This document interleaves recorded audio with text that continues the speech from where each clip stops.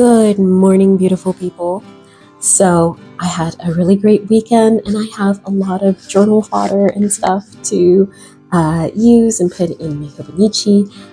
But we're gonna make a zine to be able to compile everything into one space of all of the things that I really enjoyed about this weekend.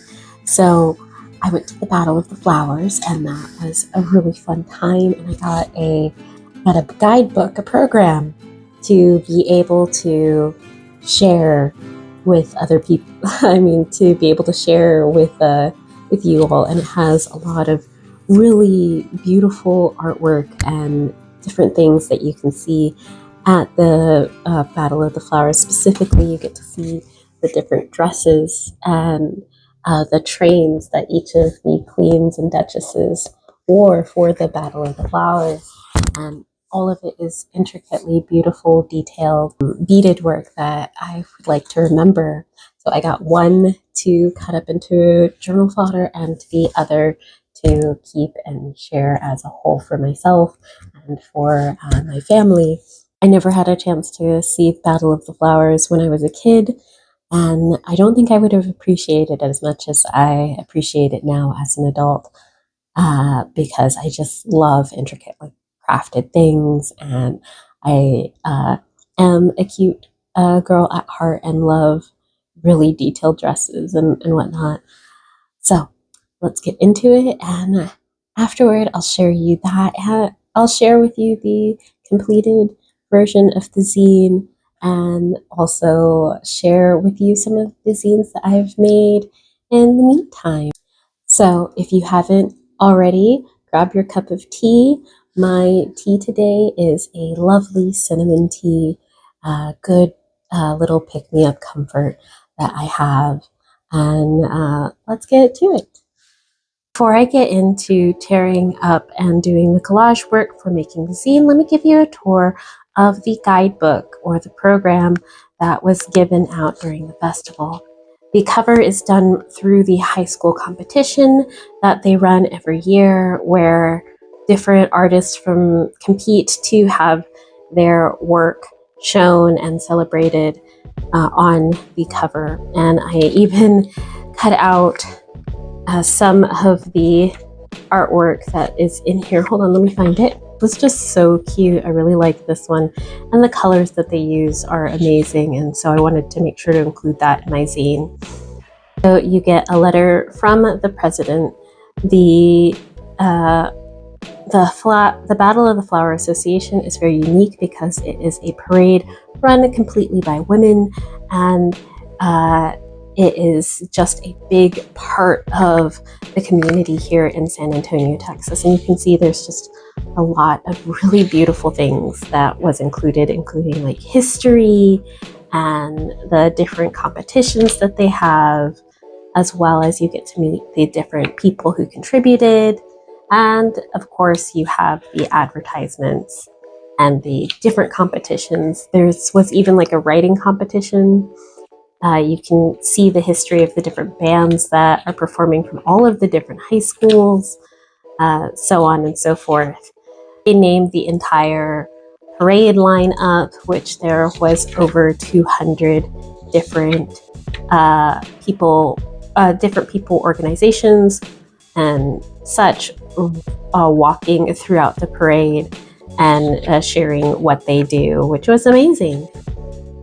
And then I just love a lot of the colorful pieces. Of course, nothing is complete without seeing the flowers that were competing in the Battle of the Flowers. And here they are. These dresses are absolutely amazing and was wonderful to see in person. So you know I'm going to have to include this in the zine that I make for my Hobonichi to tuck in as a memorable thing to have.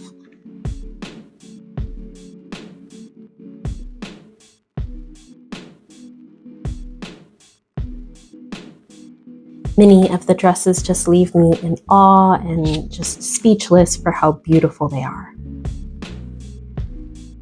Let's get into it. During the festival, I was handed out many different pamphlets for the different churches and the different organizations that were there, including a map of downtown San Antonio, which was something that I absolutely had to include in my zine. And I loved it because I got to draw in the parade route for the Battle of the Flowers. And instead of just kind of describing what I'm doing in this, I thought I would take a moment and tell you some history of the Battle of the Flowers. This comes directly from the website from the Battle of the Flowers. The Battle of the Flowers parade was originally inspired by the flower parades in Spain back over 100 years ago. In 1891, it was created in the memory of the fallen heroes of the Alamo and the Battle of San Jacinto. It grew in popularity and became one of the first parades that featured horseless vehicles. The official Battle of the Flowers Association was formed in 1913/1914, where it had an active membership limited to 400 people. The parade grew so large that the floats could no longer be decorated with flesh flowers. Mr. Ares, a benefactor of the organization, helped it acquire an old building at Oak Street that came to be known as the Dens. Then organizers would meet there to adorn the floats with striking artificial flowers. There was no parade in 1918, but on Sunday, April 21st, thousands made a solemn pilgrimage to the Alamo. As the orchestra joined and the San Antonio became increasingly popular for the week's festivities, crowded seats needed to be included in 1933.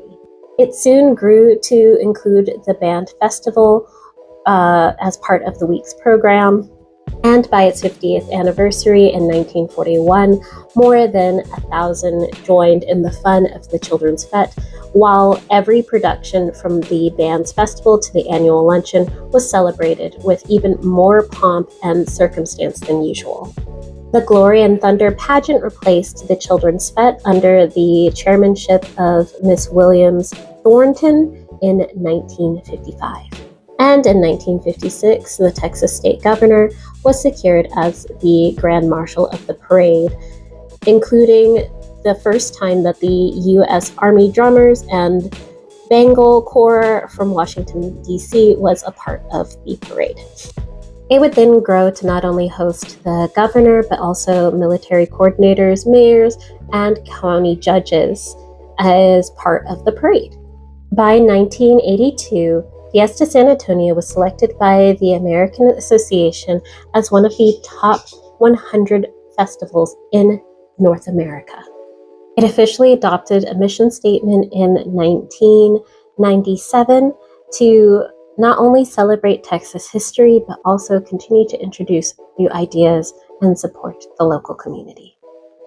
Now the parade not only highlights the military, the governors, and the local school bands, it also highlights the orchestral winners, the cover artist winners, as well as the elaborate dresses from the Battle of the Flowers. Everything is beautifully beaded, from the gowns themselves to the long trains that follow behind them, and the shoes, where there's a tradition of showing the shoes that accompany the people wearing the dresses. Here we have it all put together. I ended up printing out a poem that I had written while I was enjoying watching parade goers and attendees just mingle and mix. And you hear squeaky trumpets, the jingle of metal medallions on brightly colored sashes, vendors pulling carts of flower halos, bubbles floating past to delighted children. It's time for the parade. It's time for the Battle of the Flowers. I included the route here and a sticker that I had pulled off of a little medallion beaded chain, like the Mardi Gras beads. They were handing some of those out, and so I pulled this off of there and I just kept the sticker. And then I, of course, had to include the history of the Battle of Flowers that they already had in there. I wish I could have included more, but there's only so much I can fit on these pages, especially since I wanted to keep everything all nice and colorful and just really going with that colorful theme. And then of course we're ending with the different artwork that everybody submitted. So this is a great thing to keep in my Hobonichi. And more importantly, you open this up, and oops, you can see that I included some of my favorite dresses. I couldn't include all of them because some of them were on the backs of these, but I was able to include quite a bit of them tucked away on the inside of this zine that will go into my Hobonichi. So absolutely beautiful. Really, really enjoyed this. And I'll be able to add photos to the pages already in my Hobonichi alongside this. Now, I did talk about some of the zines that I have created outside of this collage zine. And I've been going through my archive of artwork, and I have several zines that I've created now to be able to share with you all. I will put more of these up on my website soon, so I'll keep you posted on that. But we have Boo Scary and Bedsheet, which was in Inktober that I did in 2021, and it's just the adventures that they have and how they contribute and support their friends in their community. So something really cute.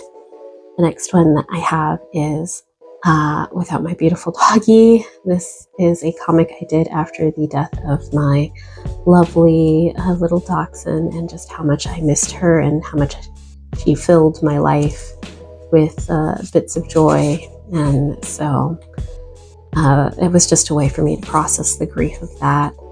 And then we have the Tales from Dean, which is different little mini stories from my D&D campaign that I was running for a while.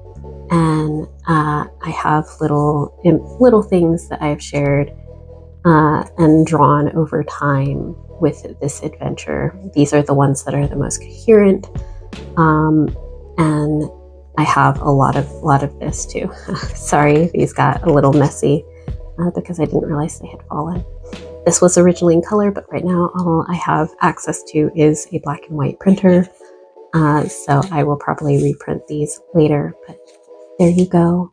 That is what I have for my stories so far, and all of the zines that I made. We have so many more zines to go through and make, and I promise that I will get on to doing like more tutorials of these. And I am enjoying doing some pop-up stuff. Right now I'm doing a lot of testing with these for the different for this little gourmet street adventure that I'm running and playing through, and I thought it would be great to have like little standees. So this will stand up like so, and this will also stand up in its own way. So testing out and trying to get things straight with this. I might even do some paper puppets with it. Who knows? It's been an interesting journey, and it's been a lot of fun. So I'll keep you posted. Don't forget to like and subscribe, and thanks so much for joining me as I create these things.